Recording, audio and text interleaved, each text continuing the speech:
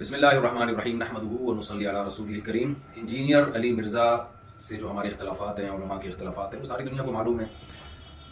جناب انجینئر علی مرزا کے نظریات سے ہم متفق نہیں ہیں، میں جہلم بھی گیا اسی سلسلے میں، لیکن جب تک دلائل کا جواب دلائل سے چل رہا تھا معاملہ ٹھیک تھا۔ اب ایک فتویٰ آیا ہے سامنے جو بڑا پھیلایا جا رہا ہے، ایک مولانا صاحب کی طرف سے فتویٰ دیا گیا کہ جی انجینئر صاحب کا قتل جائز ہے۔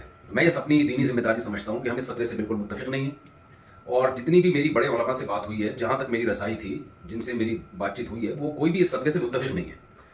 تو لوگ اس فتوے کو علماء کا متفقہ فیصلہ نہ سمجھیں، کیونکہ ہمارے ملک میں پہلے قتل و غارت بہت ہوئی ہے۔ یہ شرعاً کسی کو اجازت نہیں ہے اس کی کہ کسی بھی شخص کو اٹھ کے وہ قتل کر دے۔ انسانی جان کا قتل، چاہے وہ کسی بھی مسلک سے ہو، کسی بھی فرقے سے ہو، کسی بھی مذہب سے ہو، ہم اس کا قتل جائز نہیں سمجھتے۔ پاکستان میں قانون بنا ہوا ہے کہ کوئی بھی صحابہ کرام کی بے ادبی کرتا ہے یا گستاخی کرتا ہے تو قانون بنا ہوا ہے۔ تو یہ سپریم کورٹ کا کام ہے، ہائی کورٹ کا کام ہے، جج کا کام ہے کہ وہ یہ فیصلہ کرے کہ کون گستاخ ہے اور کون گستاخ نہیں ہے، اور اس بیس پہ جو بھی پاکستان کا لا ہے، قانون ہے، وہ نافذ ہونا چاہیے۔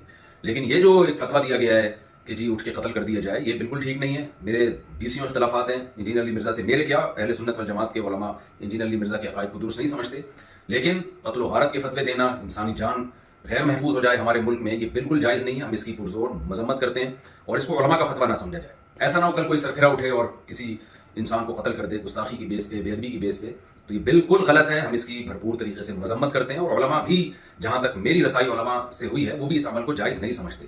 تو ملک میں امن کی کوشش کریں اور دلائل کی دنیا میں رہ کے ہی بات کی جائے گی، اس سے آگے بڑھنے کی کوشش نہ کریں، قانون اپنے ہاتھ میں لینے کی قطعاً کوشش نہ کریں۔ یہ جو ریسنٹلی فتویٰ آیا اور سوشل میڈیا پہ پھیلایا جا رہا ہے، بالکل غلط ہے۔ قرآن و سنت کی روشنی میں اس فتوے کا کوئی سر نہیں بنتا، اور وہ پھر یہ ہے کہ ذرا سی کسی کی بات زبان سے کوئی لفظ نکلتا ہے نا، لوگ اس کو پکڑ لیتے ہیں۔ جنید جمشید کے ساتھ ہوا، مولانا طارق صاحب کے ساتھ ہوا، اور سیالکوٹ کا جو واقعہ ہوا تھا، ہم تو یہ جو واقعات تھے ان کے زخم ابھی چاٹ رہے تھے کہ جناب ایک اور فتویٰ مارکیٹ میں آ گیا کہ فلاں کو قتل کر دیا جائے۔ یہ بالکل درست نہیں ہے۔ تو خدا را جو مذہبی لوگ ہیں وہ جنون کی حد تک آگے بڑھنے کی کوشش نہ کریں، پاکستان کا، اسلام کا امیج دنیا میں خراب کرنے کی کوشش نہ کریں۔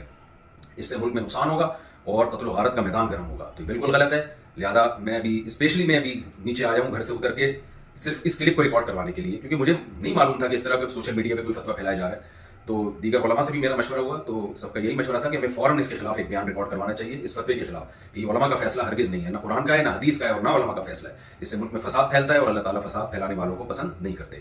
تو ملک میں ہر ایک کی جان محفوظ ہونی چاہیے، چاہے وہ کسی بھی مسلک سے اس کا تعلق ہو، یا کسی بھی فرقے سے، یا کسی بھی مذہب سے، کوئی بھی رائے ہو۔ دلائل کی دنیا میں آپ ضرور ڈیبیٹ کریں، دلائل کی دنیا میں آپ ضرور ایک دوسرے کو چیلنج دیں، اور اگر آپ سمجھتے ہیں کہ کسی نے کوئی کام ایسا کیا ہے جو آئین کے خلاف ہے، اسلام کے خلاف ہے، تو لا کے ذریعے اس میں پنشمنٹ کی کوشش کی جائے، قانون کا سہارا لیا جائے۔ جج فیصلہ کرے گا کہ کیا سزا بنتی ہے یا نہیں بنتی۔